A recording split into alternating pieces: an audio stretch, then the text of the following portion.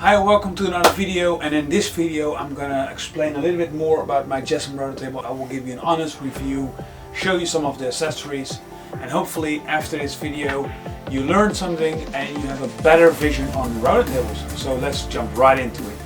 So this is the full setup from Jessem, and I'm gonna talk you from the bottom to the top. So this part I will do it like this, and then I will do some close-ups, then you can see what I'm talking about. So this is the cart from Jessem, and below there are some wheels so you can move it around in your shop. If you lock those in place, then it will stand on these rubber feet on the underside, and it's super sturdy in your shop. So it can hold a lot of pressure when you're putting boards through your router bit. Then we have the dust control box from Jessem. Inside there is the motor and dust extraction hoses, which I will explain soon what those things are actually doing. Then if we go further, we have the top from Jessem, which is super durable. I found this thing really durable. No scratches, no big scratches, and I've been running boards, really big boards, over this top. So I'm very happy with the quality of the top. In there is the Moss Air XL2 lift. Now on the side is a wheel, and if you turn that wheel you'll lift your router up and down, and you can lock it in place. Then we go further, we have the fence, and tons of options over there as well. Then we have the height adjustment, digital Wixie meter, and we have the fine calibration block micro adjustment on the back side of the fence. So here I have all the accessories that you can purchase at Jessem to upgrade your router table. This is one system, it's the MyR Slide 2. I will jump into that later. Those are the actually fatter boards from Jessem, so they are actually stock guides. If you run your boards underneath here, it actually pulls it against your fence, so keeps it nice and sturdy against your fence and on your tabletop. These you need to change your router bits. This is an actually safeguard, so if you're doing some stuff then you want to be safe, then you can add this on your fence as well. These are the insert rings. I upgraded this as well, so I have loads of options. Even I can make my own one. This is the tool that you need for your rings. As standard you get a plastic one. This pin is for safety. If you need to start, you push your workpiece against here and then bring it in with your router bit. So this is the motor that actually sits in my router table at the moment. And what I really like about this router motor is it holds ER20 collets. That means these things are really cheap. You can buy them everywhere, and you can buy these things even from 2-3 millimeters, all the inches. So CNC cutters you can use in here, and that's ideal because I like to use 4 millimeter or 3 millimeter spiral bits for my sliding doors, for example. I used 6 millimeters, and that can be quite hard because 6 millimeter collets are quite rare. So ER20, super simple. You can buy these in a whole kit, then you have them all, and they all fit actually in here, and you can put them in there. So that works really well. That's why I already love this motor. The second thing is it has a special technique that sucks fresh air in here and blows it out there, and that improves your dust quality, your dust extraction quality, and also it keeps your engine clean from dust. That's another benefit. Now this thing is 3.5 horsepower, which is super strong, but you don't need that strength always. So there is a speed control box on the side of my router table that comes with this motor. Then you are able to control the speed with bigger router bits. That is sometimes crucial, especially with really massive chamfers and all that.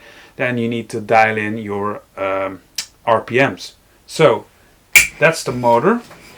If we have a look here, this is the MyR Slide 2, and it's actually a miter sled or a miter gouge that attaches to your fence, and these 4 wheels runs over your fence, and that is super sturdy.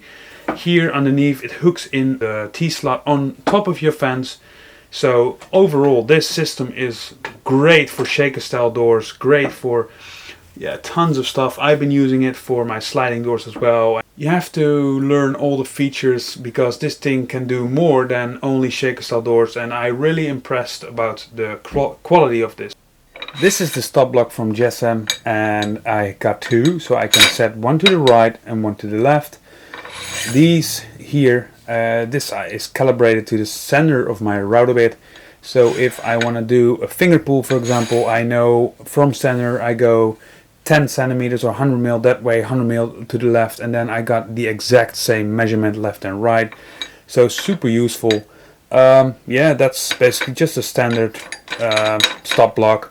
You just lock it in place and that's it. Now let's have a look to the My sled. So as I said, here is a knob and that goes in that T slot. So you just run it in and then it locks in place, and there's really no movement at all. I have to tighten down my fence like so, and there is no movement at all, and then you can run through your material. Here are two really big stainless steel knobs, so you can guarantee that you don't run in this board. So there is another thing that you can do. You can add an offcut here with double-sided tape, and then you got a zero clearance fence, so if you're doing small stuff. So this is adjustable, and here you got a calibrated to 45-degree angle, and you can dial it back in with this really big knob. So overall this runs really smooth and works really safe. Now there are some safety updates as well, and I'm going to show you that right now. Jessem supplies this block, and it actually has a spring, it's in there, and this is actually a stop block for my actually slide. Now I'm just gonna bring it in, and you're gonna run your slide. So you have to figure out, okay, here is where I want to stop, and let's say I'm gonna run it a little bit further, tight this down, and then it's spring loaded, so you run it and you can't go further. That's super easy. So you never go too far, and you also know how far you still need to go, so you don't have to look if you did your full cut. Another thing is you have this safety fence that goes in front of the T-slot, and you just bring it in until it hangs over your router bit, and then you can do your cuts safely, and it's still, every time when you do a cut, it's covered, so fully safe, fully secured. It's a really great safety feature, and they put a really nice engineering in this accessory as well, all stainless steel, well anodized. So it looks good, feels good, and it's super solid. Overall, this is a really great feature that goes on this fence. Now let's jump in this fence and let me explain you what you can do more with this fence. So if you're doing small stuff and you don't have a jointer, there's a really big bonus on this fence as well, because you can joint wood with this fence. You can bring this fence out, so basically the same as a jointer. So one table goes down and the other one stays up, and then you run through your boards. Here's the exact same thing, and that is super cool. If you're doing small stuff, then you don't need a jointer, and it actually works quite clean, because if you put a decent router bit in here, a spiral bit or so, then you get really clean cuts. Now let me explain you how that works. So here you can see the lines, and if you unlock the big thumb screws, you can bring it in or bring it out and bring it back in. So if you're not going to join any wood, just put it on 0, 0, and then lock these in place and you're good. So the last thing here is the micro adjustment. If you want to do micro adjustments with your measurement, and I've been using the setup gouge lately from Jessem as well, then you can use this really good. If you unlock this knob, keep that one locked, so the same one over there, keep that one locked, unlock this, bring this in, so bring this in, and then you can pull and push your fence out or in. Super smooth, and it goes like in not even a half a mil every round. So this is really micro adjustment, and it runs super smooth. So easy to do your last adjustment. I like to do it roughly, and I do always everything with this mic adjustment, because then I know it's exactly what I want. So let's go to the last thing, and then I'm gonna explain you how this thing works. So this is the last thing that I want to mention about the options from this table, and that is it's a Wixie height indicator. So you put it on and then you need to calibrate it, and then when you're doing when you bring in your motor with the lift, it actually gives you the exact measurement. It works really great, but lately I've been using the setup gauge. It seems to be easier, and yeah, I use it sometimes depending what job I'm actually doing. But I had this before. I had the setup gauge. Actually, it's a nice bonus, but if you have the setup gauge, I think that will work even better, because then you can go to your table saw with the exact same measurement, go to your bandsaw with the exact same measurement, and yeah, this thing doesn't allow you to do that. So it's a nice thing to have it on there. So I shared all the accessories and stuff that you can add on this router table. Now my advice and my experience with router tables with this setup. First, let's start in the beginning. I made my own router table a while ago now and had it beside my table saw.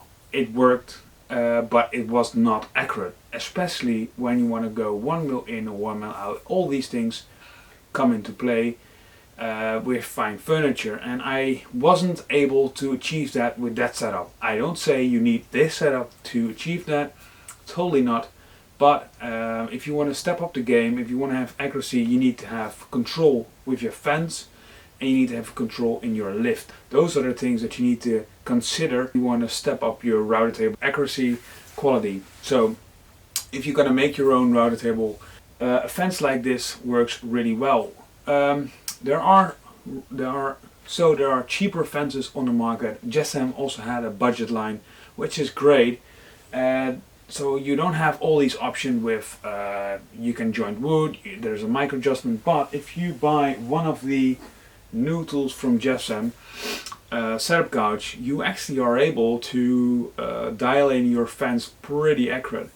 Also, if you have your router and you not have the most expensive or the highest quality lift, you're able to bring your router bit against this one, so, and then you have your accuracy. And if you need to go 1 mil up or 1 mil down, inches, that's also there, but I don't have experience with that. So then you can adjust it with loosen this up, bring it down, depending on what you need to do. So you can achieve accuracy as well on that way. So you don't need to have a really expensive fence, but this fence holds, as I showed you, other features as well. So one thing when you are making your own fence, or when you bought this whole kit or another kit and you installed your motor, you want to be sure that your bit is sticking out 90 degrees from your surface, because that is really important to maintain a really nice straight line. So to be able to check that, I put a bit upside down in there, and then I am going all the way around with a nice 90-degree corner, and then you check your bit if it's exact 90 from your table. So that's step number one, and you only have to do that in the beginning, because if you done everything right, your motor doesn't move anymore. So let's bring this in. Now we're on the back side of the motor, and actually these are the two inlets for your air control for your motor. So here it sucks fresh air in your motor, and it brings it out underneath inside this box. So here's my dust control. This one goes to my fence. This one is for my dust control box, my dust extraction box. This is my height indicator cable, and this is the control cable for my motor. So here no dusty air comes in there, and so there is no dust air inside that motor, and that's a really great bonus. I think that's the first router motor on the market that actually is made for router tables. This was my video about this router table, router tables in general. Hopefully you learned something. I was able to give you some advice. If you got any questions, leave in the comment below what you want to know, and I'm there to help you. If you want to see something in particular in a video, leave that in the comments below as well, and I can make a video about that as well, and hopefully I'll see you in the next video.